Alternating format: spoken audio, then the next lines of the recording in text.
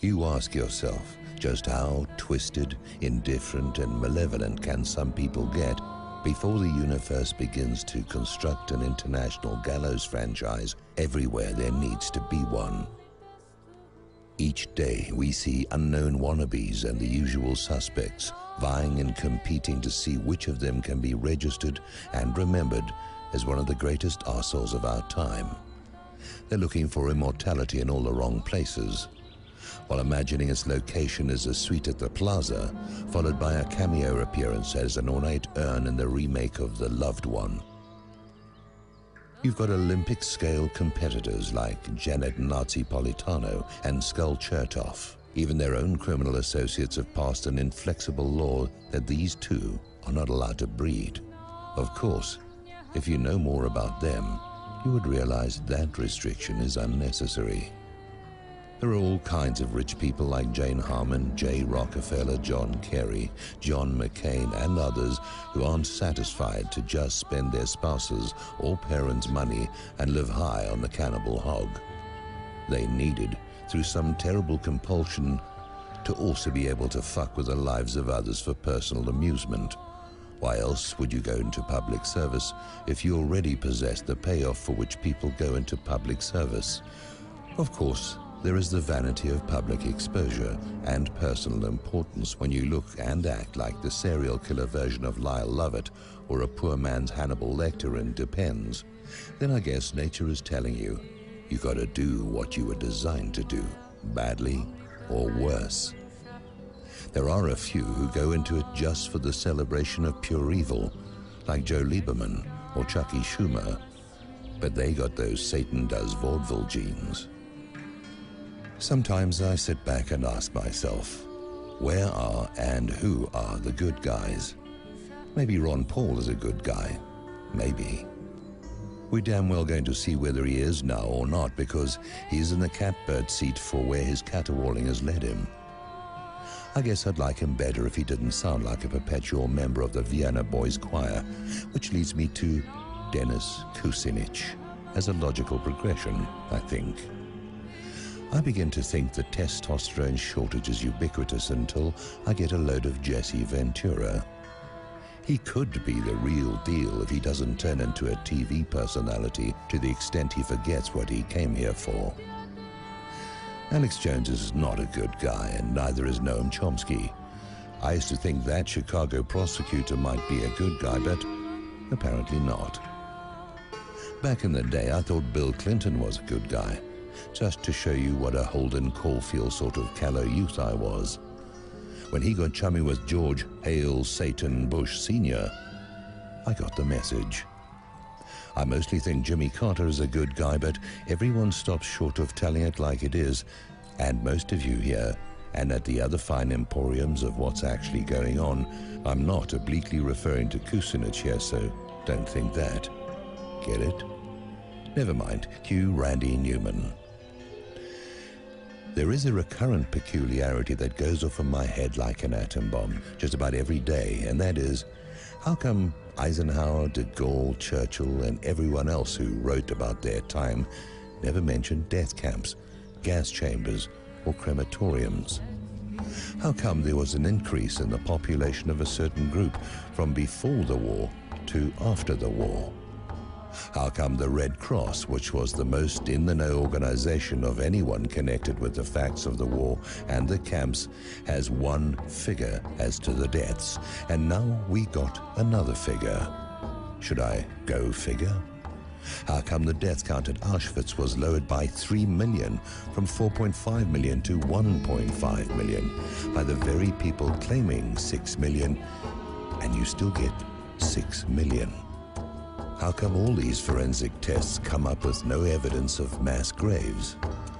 How come just over 100,000 survivors have translated into a present count of from 250,000 to over 1 million survivors?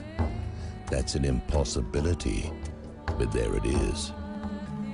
I could add all kinds of supportive facts to an argument that I couldn't be making because it's against the law. But this is not the big-ticket item. What is the big-ticket item? No one is saying anything. No one except fringe pariahs like myself and a few others has anything to say about this, and even uses the serendipitously, out of the blue, several years on, post-war figures from where as a defense for all the vile, genocidal behavior of Israel. That's the big ticket item. Absolute, easily refuted hogwash is accepted as fact by seemingly intelligent, well-educated, and powerful political figures. It's no wonder they don't want anyone questioning this, because there are too many questions. It's a strange thing how laws have been passed to prevent discussion of this righteously questionable event in various countries where no good can be seen to come of it. What is the force behind the scenes here? What force compelled ordinary, rational people to go against their own interests and the interests of their fellows by allowing for evil laws to be passed against the truth? I mean, what force besides that of Satan, who rules the temporal sphere, acting on behalf of his progeny? It would have to be money. Yes, folks, it's money. Those who print it determine the nature and color of reality. But can there not be even a handful of slightly honest, slightly courageous people around with some small flicker of integrity left who might say something? Isn't there some famous and influential person dying of terminal illness somewhere who might speak out from their deathbed? What gives? I mean, what gives? I'm missing some hocus pocus somewhere. I know that their near-complete control of the press accounts for a blackout on anything approaching wider exposure, but there are ways.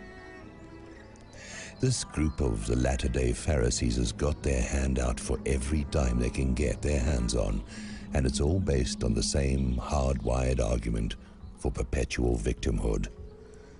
I understand the victimhood. It's an inflexible block against criticism, especially in the light of all those much larger holocausts, like the gulags of Soviet Russia, the Ukraine, and the Armenian holocausts that they were directly responsible for. I understand that the best way to go around victimizing is to be seen as the victim, but come on. This is beyond absurd that so many people in a position to speak can be so utterly silent. It must be that when you sell out, a certain switch gets thrown inside your head and you're made incapable of alternative behavior. Is it some pervasive force of ancient and atavistic evil that simply clouds the minds of nearly everyone, everywhere? It missed me, and it missed a few others. Maybe those tinfoil hats are more effective than we give them credit for. I really need answers, but on the other hand, I suspect those answers are coming soon. I scarcely see any of the other bloggers and writers mentioning this. They seem to want to focus on other aspects or other things without dealing with the real nitty-gritty, which is behind all the other shit to begin with. Unless you deal with the cause and not the symptoms, all you are going to get is a questionable state of false well-being. But you're still sick. You just don't notice it much. Maybe that's why I never take any of that cold or flu medicine, or ever catch much of anything else either. I think there's a connection between all of it. I think most people get sick because their integrity and courage are too low to protect them from the pathological invasion. There are all kinds of immune systems, and some people go to great lengths to prove it. In conclusion, all I can say is that a whole lot of you had better grow a pair, and to also say that I'm glad I'm not you. I'm a little more like Olaf. There is some shit I just will never eat. Well, it didn't work out so well for Braveheart, but the times are certainly changing. So we'll see how it all sorts out because we're all part of it, and it's going to become apparent soon enough. End transmission.